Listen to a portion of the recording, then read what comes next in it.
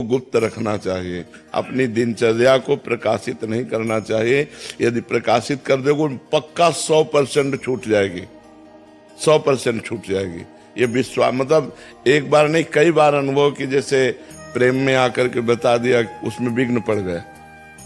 मतलब ये बिल्कुल विश्वास करो, आप अपना जो भजन करते हैं कभी कोई जान न पावे, आपकी पवित्र दिनचर्या न जान पावे, तभी बात बनेगी। जैसे आप अपने धन को छुपाते हैं, ऐसे भजन को छुपाना चाहिए, प्रेम को छुपाना चाहिए। किसका प्रश्न है, तो समझ पा रहे हैं आप जी। आदर्श सिंह जी लखनऊ से। श्री हरिवंश महाराज जी, महाराज जी बिंदु जी महाराज जी का एक पद है, दास रघुनाथ का नंद सुत का सखा, कुछ इधर भी रहा कुछ उधर भी रहा। महाराज जी मेरी भी स्थिति कुछ ऐसी ही है। महाराज जी मैं सीताराम जी के चरणों के प्रति अनन्य होना चाहता हूँ, क्या इससे मेरी अनन्यता पर कोई फर्क पड़ेगा, जबकि हृदय में श्री जी और सियाराम में कोई भेद नहीं। तुलसीदास जी महाराज विनय पत्रिका भी लिखते हैं और श्री कृष्ण गीतावली भी लिखते हैं। श्याम और राम में कोई अंतर तो है नहीं, पर जब प्रीति की बात आती है तो मुरली मनोहर श्याम सुंदर से कहते हैं कि माना आप मेरे ही स्वामी हो, पर मैं साष्टांग दंडवत तभी करूंगा जब मुरली की जगह सारंग हो और प्रियाजू की जगह सियाजू हो। उनको बनना पड़ा। कत मुरली कत चंद्रिका कत गोपियन के साथ, अपने जन के कारण श्री श्याम भय रघुनाथ। उसी समय राम जी के रूप। तो प्रीति की अनन्यता और तत्व की अनन्यता में अंतर है। तत्व में वही है सब, लेकिन प्रेम में जिस रूप में हम प्यार करें उसी रूप में संपूर्ण प्यार करें। राम रूप में प्यार करें तो वही श्याम है, वही नरसिंह है, वही वामन है, वही तो अवतार लेते हैं। पर हम प्रीति राम जी के रूप में करें, श्याम जी से प्रीति करें तो श्याम जी से करें।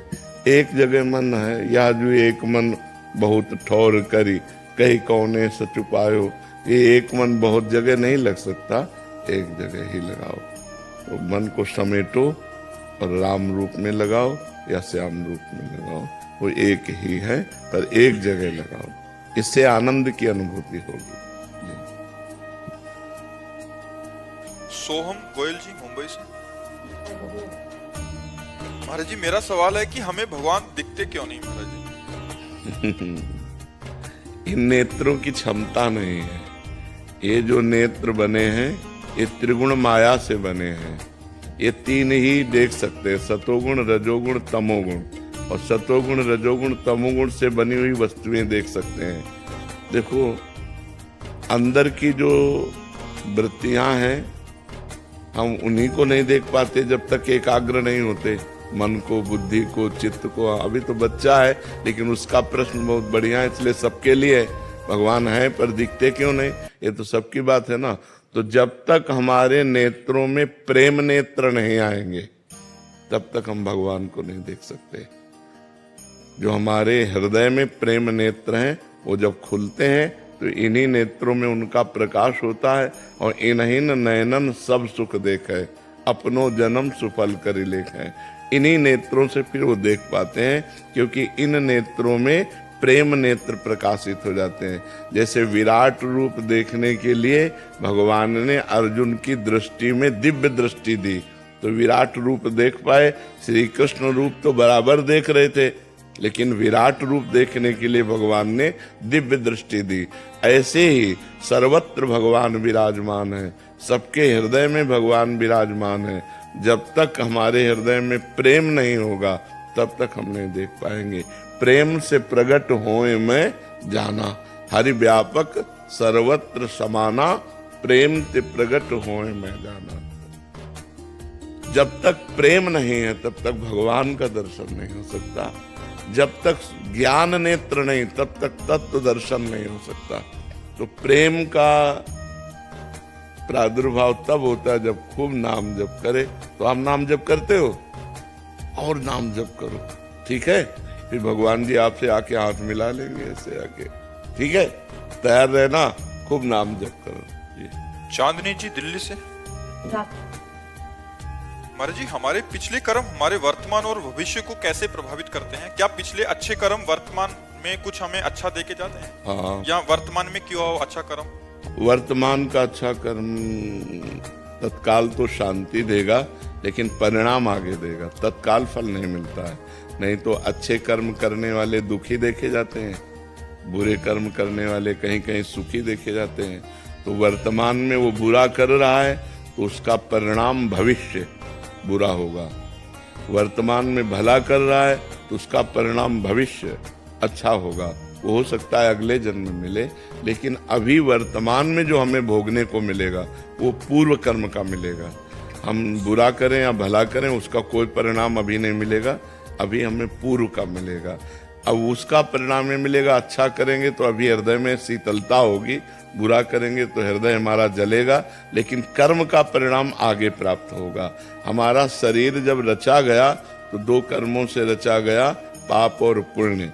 तो अब पूरे जीवन भर उस रचना का भोग हमें भोगना पड़ेगा।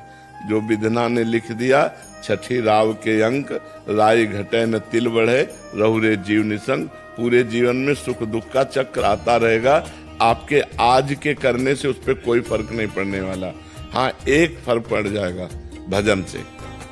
यदि आप भजन करोगे, भगवान का नाम जप करोगे, तो आपके अशुभ नष्ट हो जाएंगे, पाप नष्ट हो जाएंगे, प्रारब्ध को सहने की सामर्थ्य मिलेगी और आप आगे निकल जाएंगे। नहीं तो अगर भजन से वो कटता नहीं तो भगवत प्राप्ति और मोक्ष किसी का होता ही नहीं, क्योंकि अनेक जन्मों के कर्म तो हमें बार बार जन्म मरण में ले जाते। तो भजन से वो सब कट जाता है। एक साधन केवल है, नाम जप, भजन।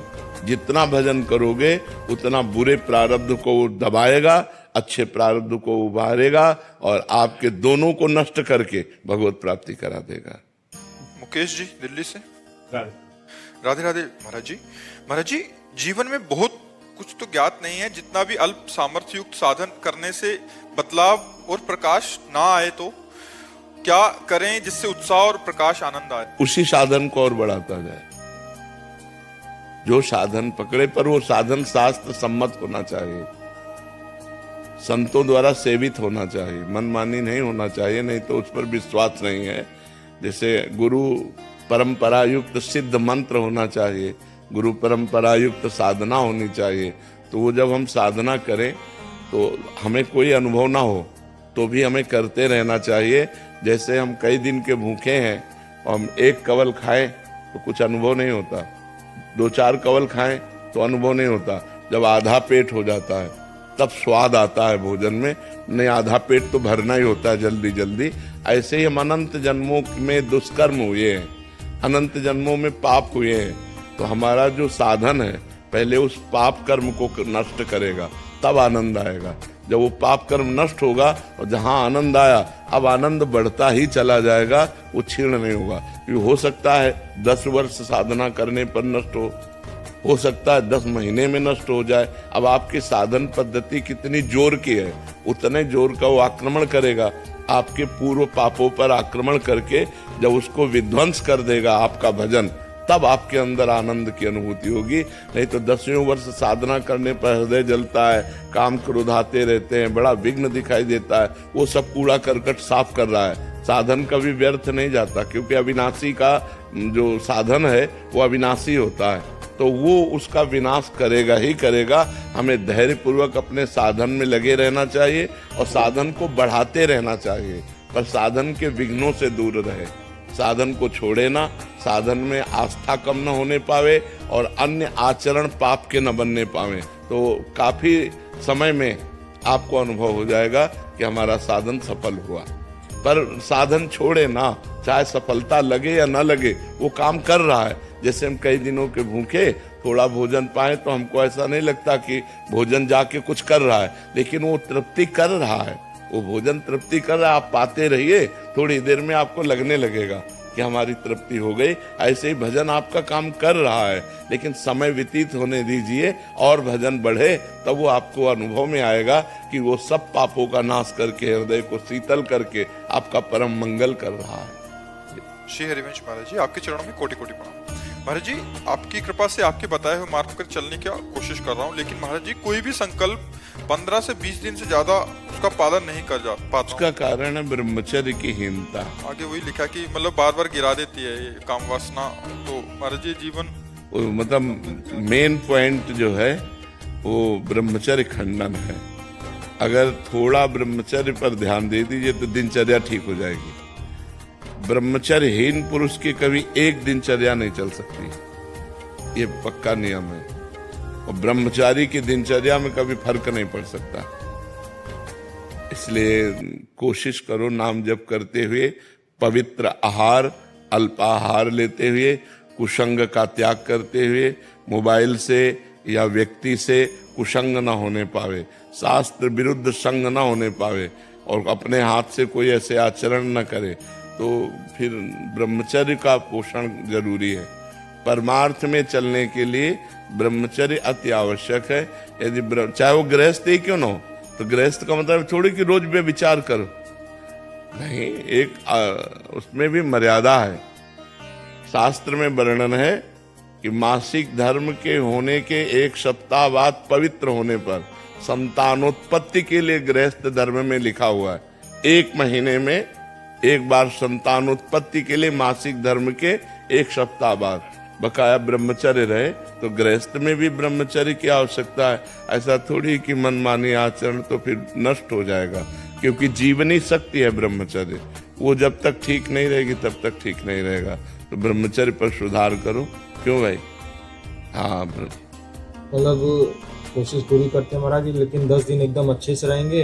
हाँ। फिर कभी कभी ऐसा हो जाता है कि एक बार गलती हो जाती है, पूरा चीज हाँ, हो जाता है, वो मन खिन्न हो जाएगा, मन हार जाएगा, फिर उत्साह नहीं रह जाता। वो आपका ही नहीं, सबका होता है। तो जो हमारे उत्साह को नष्ट करे, भगवत प्राप्ति के मार्ग में उत्साहहीनता पैदा कर दे, उसके प्रति तो बुरा भाव आना चाहिए ना। धिक्कार है हमारे जीवन को, जो मैं ऐसे गिर जाता हूँ, अब नहीं गिरूंगा, फिर चलो, फिर अगर गिर जाओ तो फिर अंदर से क्लेशित हो, फिर तो एक दिन आप ऐसा आएगा क्रॉस कर जाओगे। और अगर आप हार गए तो फिर परमार्थ से भ्रष्ट कर देगा। जब हमसे गलती हो जाती है तो सीधा हमारे परमार्थ पे अटैक होता है। जो हमारी साधना चल रही होती है वो शिथिल हो जाती है कि यार अब क्या करें, अब तो फेल हो गए, अब नहीं, हम फिर कमर कसें, फिर आगे बढ़ें। 1000 बार फेल हो जाए तो 1000 बार हम प्रयास करें। ये मनुष्य जीवन को हम व्यर्थ नहीं जाने देंगे, हम इसे भगवान की प्राप्ति करा के ही रहेंगे। समझ रहे हो ना? हारो मत। जब आपका साधन आगे बढ़ जाएगा तो सब प्रपंच छूट जाएगा। अभी साधन ही लड़खड़ा रहा है, बार बार साधन टूट रहा है। 10-5 वर्ष एक रस साधन चल जाए, वही सिद्ध हो जाएगा। तो आप थोड़ी मेहनत करो, थोड़ी हिम्मत करो, थोड़ी लड़ाई लड़ो मन से, तभी आप जीत पाओगे। और नाम जप करते रहो। नाम जप करते हो? हाँ, नाम जप करते रहो और लड़ाई लड़ते रहो। ये लड़ाई है बहुत बड़ी लड़ाई, पूरे विश्व को चौपट किए यही मन, पूरे विश्व को चौपट किए। मनमानी आचरण भोग बस इसी में लगाए हुए। परमार्थ ऐसे चढ़ाई और पतन ऐसे है। तो चाहे जैसे जल को छोड़ो तो नीचे की तरफ सद से चला जाएगा, लेकिन ऊपर की तरफ चढ़ाना है तो यंत्र की जरूरत पड़ेगी। ऐसे ही मन को छोड़ो, भोगों में चला जाएगा, लेकिन ऊपर चढ़ाना है तो नाम और मंत्र की जरूरत पड़ेगी। जितना नाम और मंत्र जप करोगे उतना ही मन ऊर्ध्वगामी होगा, और जितना आप छोड़ दोगे उतना ही अधोगामी हो जाएगा। इसलिए खूब नाम मंत्र जप करो, और शास्त्र के अनुसार जो निषेध है उसका संग मत करो। पराई बहन बेटी का संग मत करो, मोबाइल से गंदी बातें मत देखो, गंदे लोगों का संग मत करो, गंदे विचारों को अंदर जब आए तो उनको काटो नाम जप के द्वारा, कोई गंदी क्रिया ना होने पावे, तब जाकर हम आगे परमार्थ में बढ़ते हैं। महाराज जी नाम जप करते करते कब नाम छूट जाता है और कब गलत चीज में लग जाते हैं महाराज जी, इसका पता नहीं। हाँ, एकाग्रता भी समझ नहीं पाई ना, नहीं तो 1 सेकेंड की भी हरकत को पता चल जाता है मन की। जब आप एकाग्र होंगे ना, अंतर्मुख होंगे, तो 1 सेकेंड के हरकत मन गया। अभी प्रमाद स्थिति है, इसलिए अभी मलिनता है, इसलिए पकड़ नहीं पाते हो, और नाम बढ़ाओ। फिर भी अपने को सौभाग्यशाली मानते हैं कि आपका सानिध्य प्राप्त हुआ, नहीं तो पूर्व कर्म तो बिल्कुल मतलब कब के खत्म हो चुके हो तो महाराज। हाँ बिल्कुल, नहीं, आप हिम्मत करके चलो, जीतना है, हारना नहीं। ठीक है, आप हिम्मत करके। तेरा सिंगला जी, महाराज जी मैं जानना चाहती हूँ कि मैंने आपको हमेशा पीले वस्त्रों में ही देखा है महाराज जी,